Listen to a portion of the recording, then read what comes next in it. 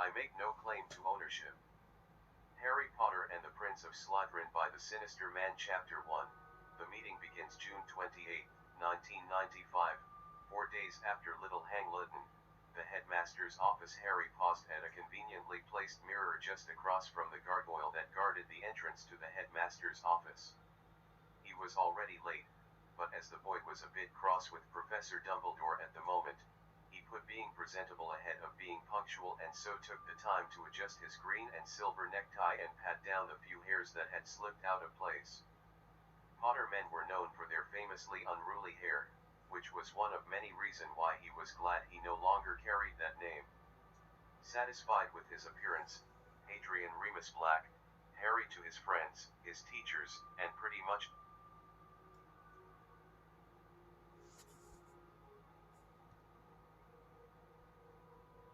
for a tiny handful of particularly officious bureaucrats, turned to the gargoyle and gave the password, Goo Goo Clusters, some ghastly-sounding American confection the headmaster had discovered, and then ascended the stairs.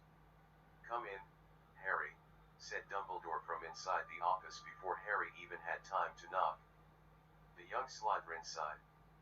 He'd never be so uncouth as to say anything, but privately, he'd always thought it rude for the headmaster to always invite people in before they could actually knock, the wily old man's way of asserting dominance over visitors before they even made it inside his office. Also, it had been 4 days since the disastrous end of the Triwizard Tournament. They kept the original name in all papers for some silly reason despite the added participants, and only now had the headmaster finally decided it was time to speak with him again. A bit lax, Harry thought, what with the lunatic snake man back from the dead and running around loose with an army of inbred pure-blood terrorists and all. Not that he had been looking forward to this meeting.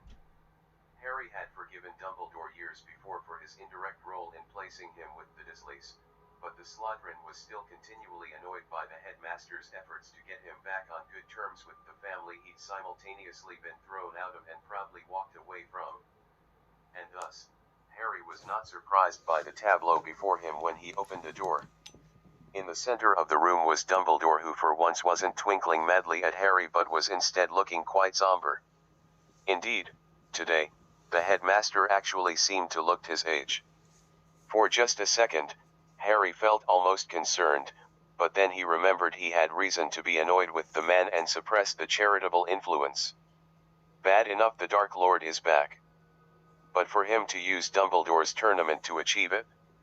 And with the aid of someone the headmaster had considered a friend who turned out to be a Death Eater operating right under his nose? Ridiculous. That would never have happened if Dumbledore had been a Slytherin. Then, annoyed with his own annoyance, Harry took a second to center himself. Unbridled emotion is the enemy of cunning and the foe of ambition, Slytherin's memoirs had said, and they were words Harry had tried to live by pretty much since the day he first read them. If he did embroidery, the quote would be hanging over his bed in framed needlepoint. In any case, Voldemort's rise made Harry and Dumbledore into allies whatever their past conflicts. To Dumbledore's right was an empty chair apparently meant for him. Sitting next to it were two figures Harry was pleased to see, Severus Snape and Sirius Black. Snape, of course, was Harry's head of house.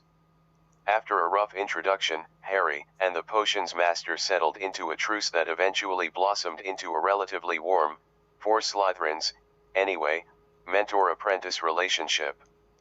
Lord Black, pale and gaunt, still bore the signs of years of false imprisonment in Azkaban, but that hadn't prevented him from adopting Harry as his heir to the shock and horror of most of Wizarding Britain.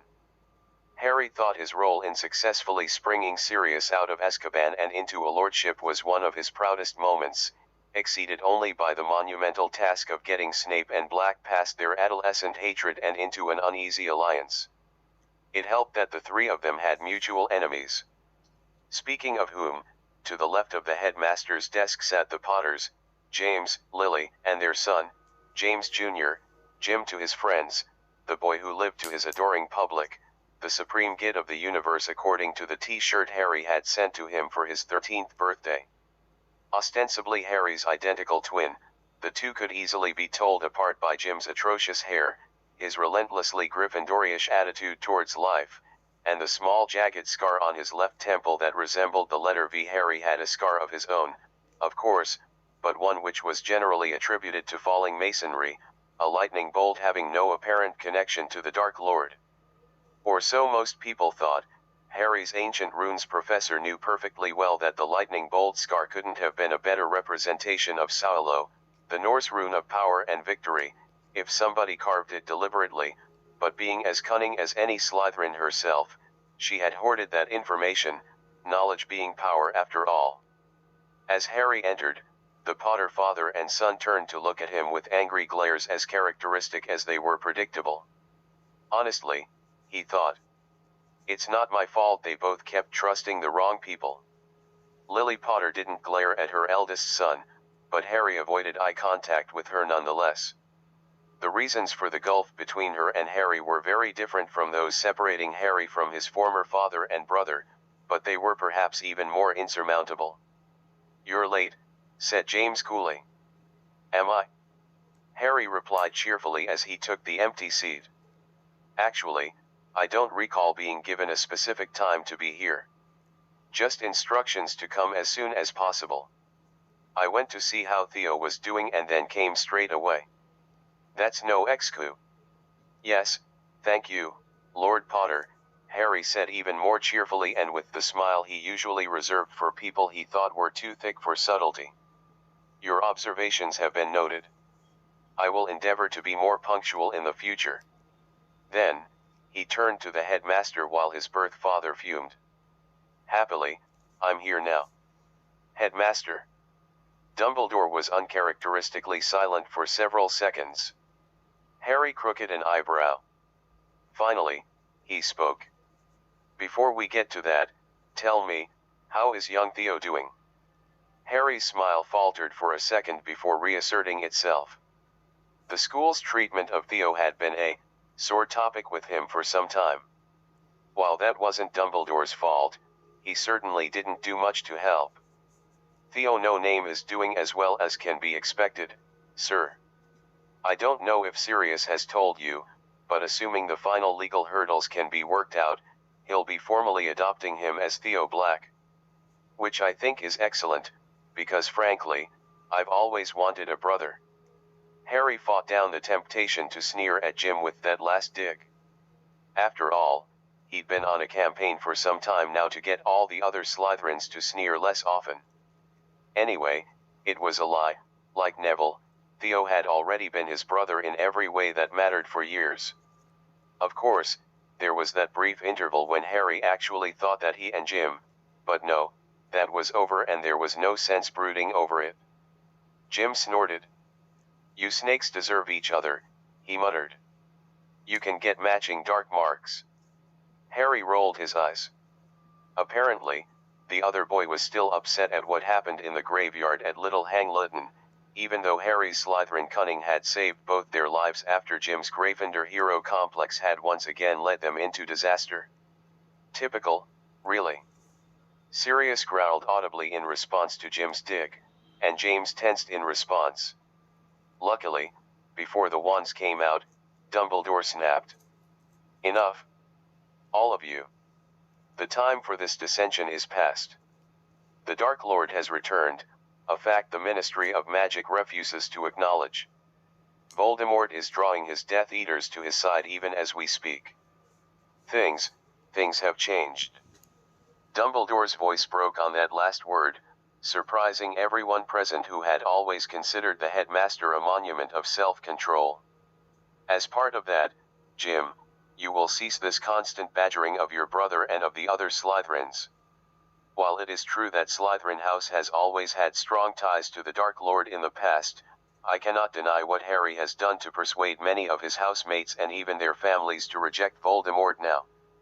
And I will not have those fragile alliances undermined by the bigotries of House Potter that I have tolerated for too long." Jim shrank into his seat, as did his father. His outburst over, Dumbledore seemed to deflate as his anger faded. For his part, Harry's eyes widened. He'd never seen Dumbledore talk that way to the boy who lived before. Now then, Before we get to the primary purpose of this meeting, I'd first like to discuss the current attitudes of the DMLE and the Wizengamot towards the announcement of Voldemort's return. We may not have an opportunity to speak of such things later. Black and Potter Sr. looked at each other coolly before Sirius nodded at his former friend. James turned back to Dumbledore and started his report on the state of the DMLE. Harry leaned back into his chair. "Things have changed," Dumbledore had said. Harry looked over to the three people who were supposed to have been his family. But somehow, they were never quite up to the job, so he finally gave up on them and went out to find a family of his own. Some things would never change. As his birth father's voice droned on in the background, Harry thought about the choices, some his own, most made by others, that had brought him here. Unselected.